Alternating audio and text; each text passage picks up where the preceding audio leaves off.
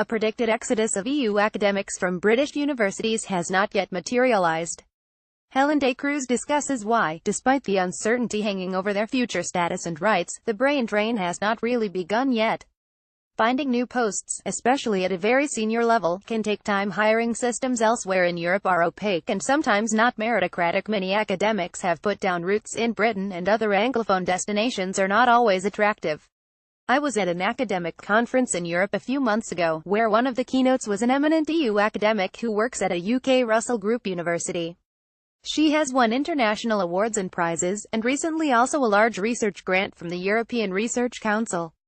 As we were at the conference dinner, the conversation inevitably turned to Brexit and the government's shambolic treatment of EU citizens as negotiating capital. "The government is taking us completely for granted. It's inhumane," she said. I asked whether she was thinking of moving out of the UK. To my surprise, she was not, and she was taking steps towards British citizenship.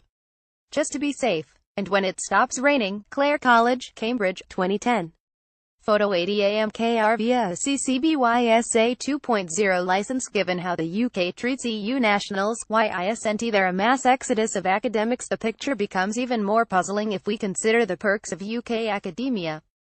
Just to mention a few, full-time lecturers have suffered a staggering pay cut of 21.5% since 2009. UK academia is more precarious than in many EU countries that have more protective labour laws, with the sports direct zero-hour contract model and associate lecturers who have no office space or pension rights, who are being paid meagre sums, or even food as payment in Oxford. UK academics are among the least happy with senior management in Europe. A recent survey among over 6,000 academics revealed the mean satisfaction with leadership to be under 10%, and in no instance was it over 40%. Imagine any other industry where people have such staggeringly low confidence in leadership. Several studies show UK academics to be among the most unhappy academics in the world.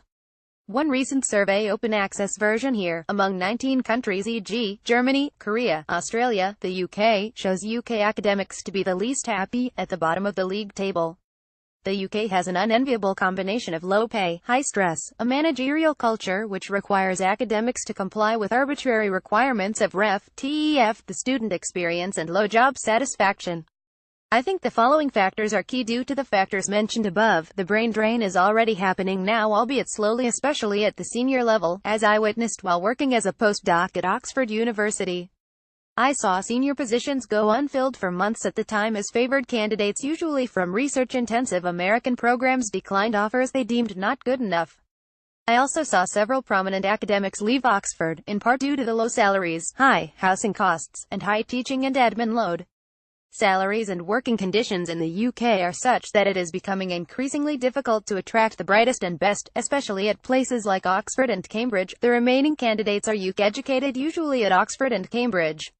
While these are wonderful places with a strong research culture, it is worrisome for intellectual diversity that UK academia is missing out on senior people from elsewhere.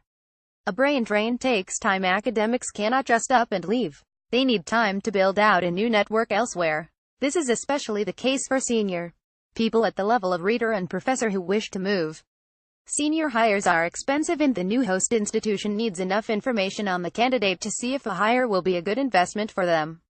Many EU countries have opaque hiring systems. It is very difficult for an outsider to find a job there. See here. And even those who were educated at least in part in these countries find the hiring system unmeritocratic. Italian academics have frequently told me that jobs that are advertised are not truly open. Some people are willing to go along with this, hoping it is their turn one day.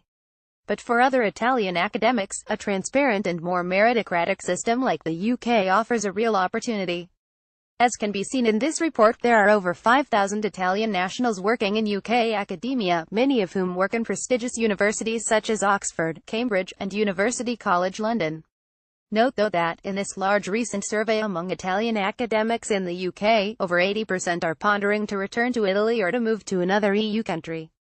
Some EU countries have pyramidal hiring systems, e.g., in Germany 85% of positions below professor are temporary. It takes until one is in one's early 40s before an academic finds out whether she can stay in academia. This is psychologically taxing, and thus only very senior UC-based academics who have already the equivalent of the habilitation, the kind of doctorate after the doctorate, usually based on a monograph, would consider the jump to Germany from a permanent UC-based post. Language barriers are lower for the UK than for many other EU countries. Ireland is an exception, because English is not only a popular second language but has also become the de facto language of science and scholarship. Thus, non-UC-based academics already have a good working knowledge of English. In an attempt to widen their search pool, some searches I have seen in Denmark, Germany, the Netherlands and Belgium do not require knowledge of Danish, German or Dutch, but ask that the applicant speaks it fluently in 3 years. That requirement has struck me as unrealistic. And of course, in many other systems, e.g., France, you need to already speak the language fluently. Guns and Trump might be putting academics off from applying to the U.S. U.S. research-intensive universities have better pay, less admin, and often also a lower teaching load compared to UK institutions of similar prestige. It poses no language barrier and has a relatively transparent hiring structure. In my personal experience, this is anecdotal, so take with a grain of salt. UC-based academics are still hesitant to go to the U.S. because of Trump and guns. While the risk of being shot is still lower than the risk of dying in a car accident, the regular news of mass shootings, especially campus mass shootings, is not exactly a pull factor.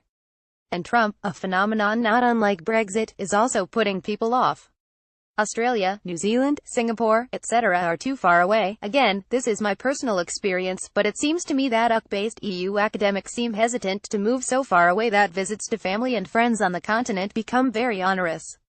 Canada is attractive, no guns, no Trump, Trudeau, but it is a small market compared to the UK and the US, and it has laws that require universities to discriminate on the basis of Canadian residency nationality. There are exceptions, but it remains tricky. This means in practice only a few, very high-profile positions such as the Canada Research Chair positions are open to non-Canadians.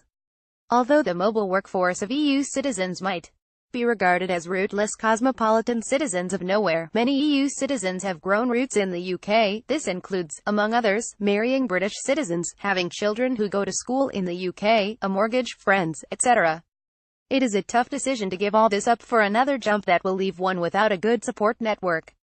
So many EU citizens are waiting and seeing whether their rights are secured, and whether it will look like UK academia will be hit by a no-deal or bad deal exit, rather than uproot themselves. But many are looking at the news and assessing when would be a good time to leave the sinking ship. I've offered reasons why the brain drain isn't happening yet, in spite of the UK's awful treatment of EU nationals working there, and in spite of the bleak prospects for UK academia loss of Erasmus, of the Horizon 2020 program. EU countries could, if they wanted, sweep up UC-based academics with an excellent track record in research and grants.